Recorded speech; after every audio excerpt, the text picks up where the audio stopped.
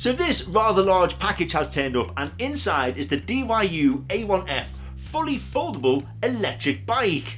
So today, we're going to check it out.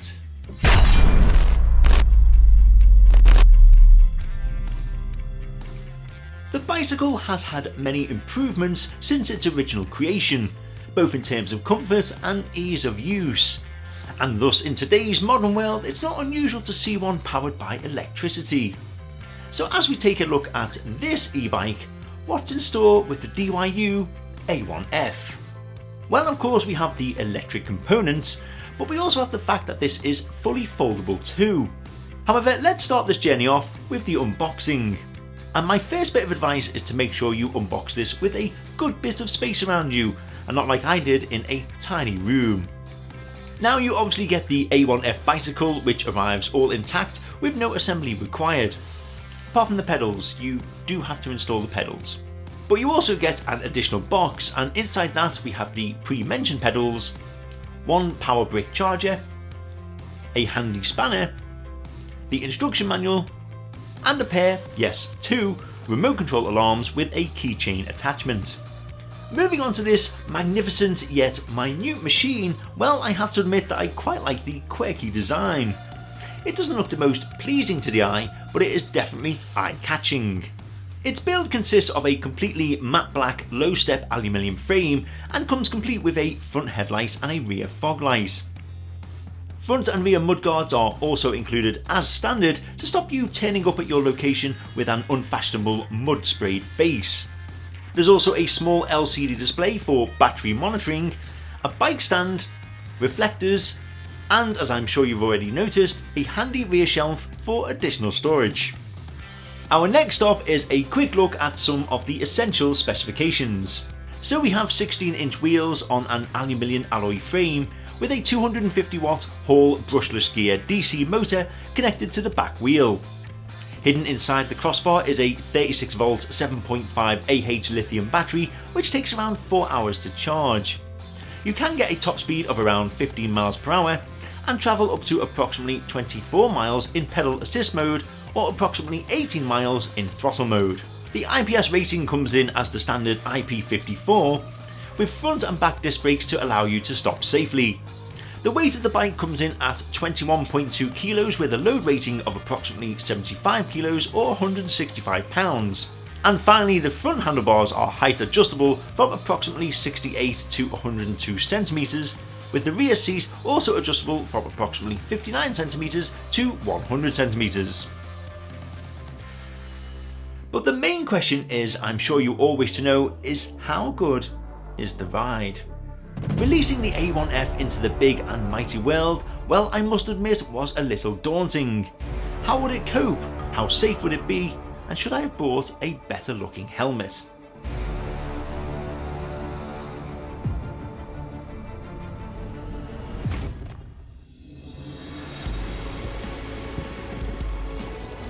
As a matter of fact, taking off was pretty much plain sailing, or I suppose you could say, plain cycling. It's very civilised, almost elementary in its interaction with the ground. Pedalling is just like any normal bike. You pedal, you ride, you move, gliding swiftly through the air like a small bird released from its cage.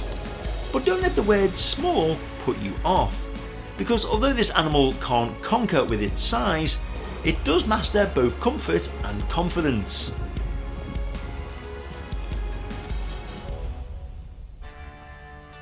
I'm sure another big question on your mind is how will your rear end cope after you use this electric contraption?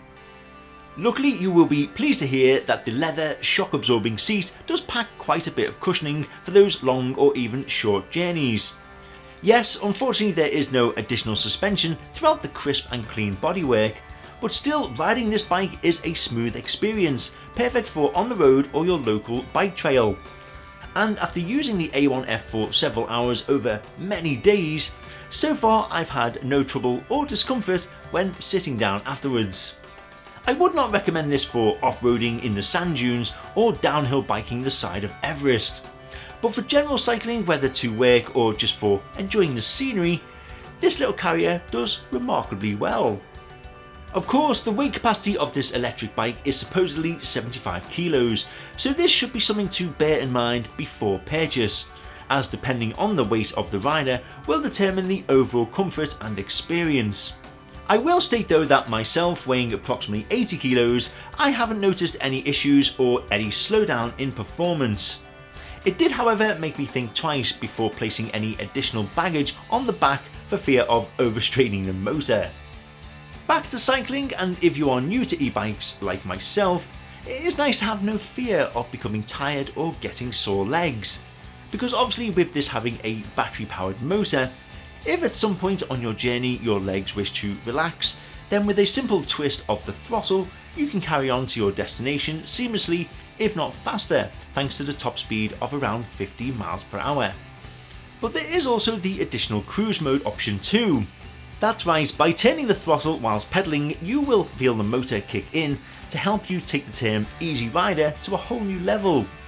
Go on those long commutes without breaking a sweat, or even just save it for when you wish to look good travelling super fast up a hill. Now when I say up a hill, if your everyday route has 90-degree slopes on it, then you may be expecting a little too much for the A1F to power you over it. Fortunately for me, hills and slopes where I live are fairly minimal. Unfortunately for me though, when I did find a hill, I had no idea how many degrees it sloped. I can tell you though that this e-bike, according to the manual, can handle up to 15 degrees of uphill travel. And even then you can still cycle while standing if it really is too steep. So how about the travelling distance of your new pedalling companion? Does it live up to the supposedly 18 miles in throttle mode? Well, personally, that is a difficult one to answer. Through my numerous cycling trips, I would average anywhere between 14 and 17 miles to the charge. However, this will all depend on many factors as well.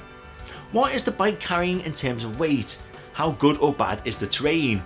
And not forgetting the previously mentioned hills and slopes. But that being said, I am more than happy with the battery performance.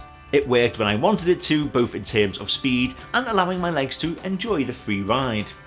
If you are concerned about running out of battery momentum before you reach your target, then this is where the cute little battery indicator will be your best friend. Located on the right hand side of the handlebars, it will light up with a very simplistic display whenever you turn on your bike. It is a shame that this display doesn't show anything else, such as your speed, which is something I really did miss upon my travels. But at least you can take with you the peace of mind of knowing when it is time to either stock up on electricity or prepare your pedaling boots for a workout. But what do you do after many years of putting pedal to the metal? Your battery gives out its last ounce of energy before being declared officially dead. Or for some reason you ride into a swimming pool. Is the battery replaceable? Taking a quick gander at the DYU website, you will quickly find the option to buy a replacement battery for none other than the A1F. How difficult or straightforward this is to manually change over, I cannot say, but looking at the centre fuselage where it folds in two, it does appear that this can be unscrewed to allow access to the internal components. Arriving at our next stop, we come to portability, because yes, just in case you didn't know, this mini monster is portable. With just a few quick release levers, you fold the main crossbar in half, then the handlebars go down and across. If you wish, you can also fold in the pedals as well as lower the seat to take it back to its almost embryo-sized days. It can be a bit fiddly at first, but generally it should take no longer than 30 seconds, and it is well worth it for the reduced storage size. Take it on local transport or maybe place it in your car. The A1F is a sure winner when it comes to transferring your bike. Don't get me wrong, I wouldn't like to personally carry this over any long distance, as its weight of 21.2 kilos or 47 pounds may be light for an e-bike, but it certainly doesn't feel it after walking a good few yards.